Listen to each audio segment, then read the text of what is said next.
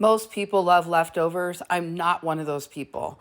There's not a whole lot that I will eat as leftovers. People always laugh at me. We go to the restaurant and I'm like, nope. And they're like, I'll take it. I'll take it home with me.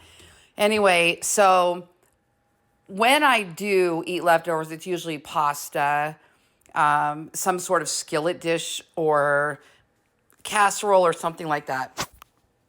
And I've always had a problem with saving it. Those plastic bins. I even did these for quite a while, which these are not bad. And these are great to go containers too. But I wanted something more permanent, less plastic, yada, yada. And I found this system, the ZWILLING vacuum system. And I've been using it now. And I thought to myself today, I said, you know what? I have to share this again because look at my fridge. Look how organized my fridge is. I've got salad in here, deviled eggs in here. This is my keto or low carb, sugar-free chocolate bark in here. I've got sausage, I've got peppers, and then even in the drawer, look at this, blueberries. And look at this, avocado.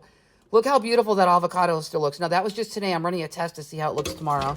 Anyway, so all I do is put the product in the dish and then vacuum seal it like this.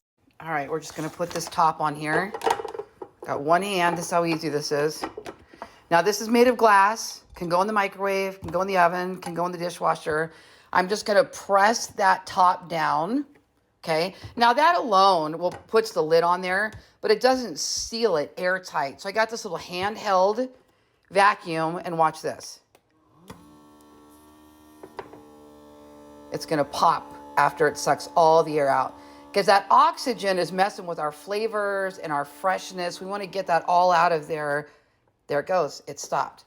So now, literally, I can shake this, I can do everything, and that lid is not coming off. And it's now been vacuum sealed, so it's going to stay fresher. This is going to help with freezer burn if you want to put it in the freezer. So this is definitely one of those investments that I've already made for 2024 that is paying off tremendously.